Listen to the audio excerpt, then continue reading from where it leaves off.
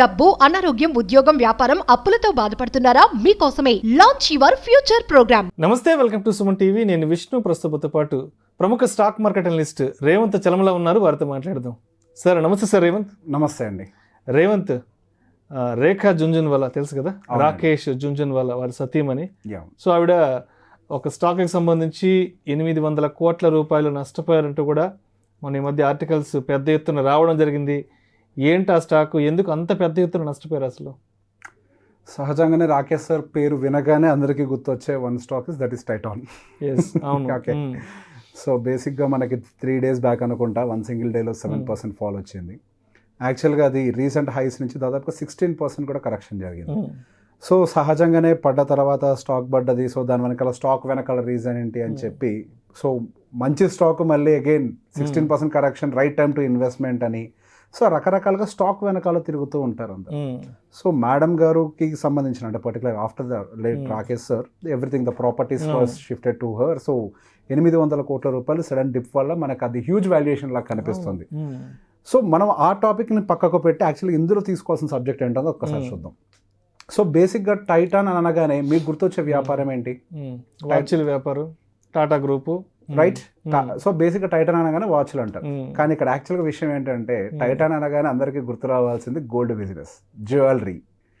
Yeah. So వాళ్ళ major contribution అంతా కూడా వాళ్ళకి జ్యువెలరీ బిజినెస్ నుంచి వస్తుంది. అటు తనిష్క్ అవ్వచ్చు, లేకపోతే కేరెట్ లైన్ అవ్వచ్చు. సో వాళ్ళ మేజర్ రెవెన్యూ అంతా కూడా అక్కడి నుంచి జనరేట్ అయ్యేదే.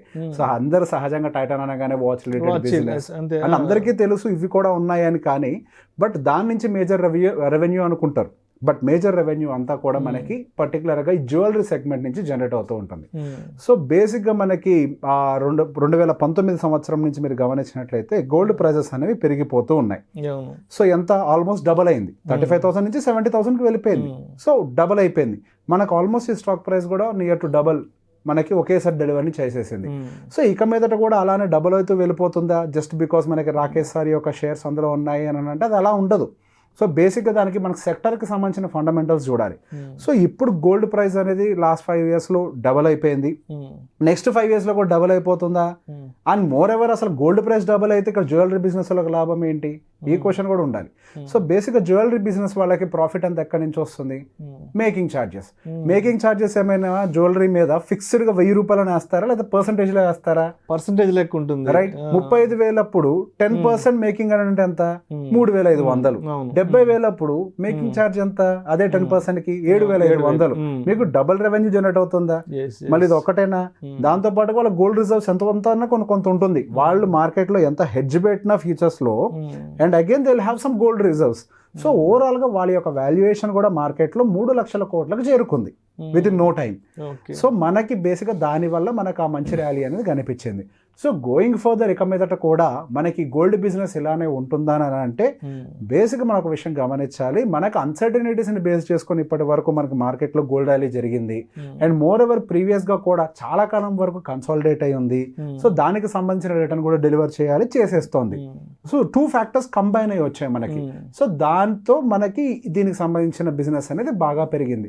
ఇప్పటి వరకు మనకు కొంతవరకు జ్యువెలరీ బిజినెస్ లో టైటన్ బాగా డామినేట్ చేసింది, మంచి డామినేషన్ ఇచ్చింది. అండ్ సో గోయింగ్ ఫర్దర్ అదే డామినేషన్ ని మార్కెట్ లో మెయింటైన్ చేస్తారా అనేది కూడా ఒక ప్రశ్న మనకి. అదర్ ప్లేయర్స్ కూడా సిగ్నిఫికెంట్ గా వీళ్ళే మోనోపోలీ గేమ్ కాదు. ఫ్యూ అదర్ బిజినెసెస్ లాగా మనకి ఇదే మోనోపోలీ బిజినెస్ కాదు. ఇందులో మనకి కార్పొరేట్ కాంపిటీటర్స్ ఉన్నారు, అన్ఆర్గనైజ్డ్ బిజినెస్ సెక్టర్ కూడా ఉంది. సో బేసిక్గా దీంతో పాటుగా రిలయన్స్ కూడా జ్యువెలరీలోకి ఎంటర్ అవుతుంది. అండ్ దాంతో పాటుగా రీసెంట్గా అన్ఆథరైజ్డ్ న్యూస్ ప్రకారం Adani is also sowing interest in the jewellery business అని. సో షేర్ డివైడ్ అవుతుంది బై డిఫాల్ట్గా. వాళ్ళ మార్కెట్ షేర్ని కూడా వాళ్ళు కూడా డివైడ్ చేసుకుంటారు.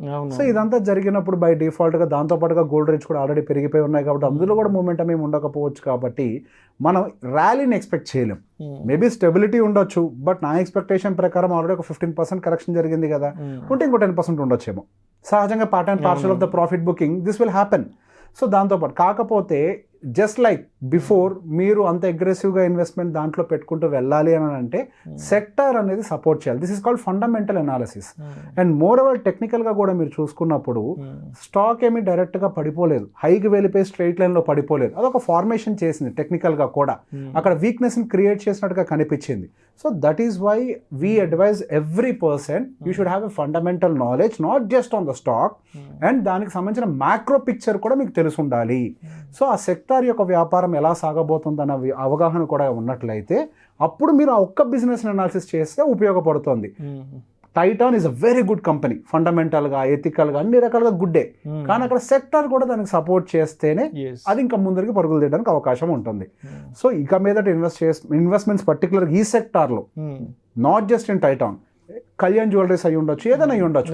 సో ఈ సెక్టర్ రిలేటెడ్ వాటిల్లో పెట్టుబడులు పెట్టేటప్పుడు ఇంతకు ముందు ర్యాలీస్ని చూసి పెట్టుబడులను డైరెక్ట్గా జంప్ అవ్వకుండా ఫండమెంటల్ అనాలిసిస్ ఫస్ట్ చూడండి. Thank you sir, thank you so much. Thank you అండి. సుమన్ టీవీలో మీ పర్సనల్ అండ్ బిజినెస్ ప్రమోషన్స్ కోసం కింది నెంబర్కి కాంటాక్ట్ చేయండి.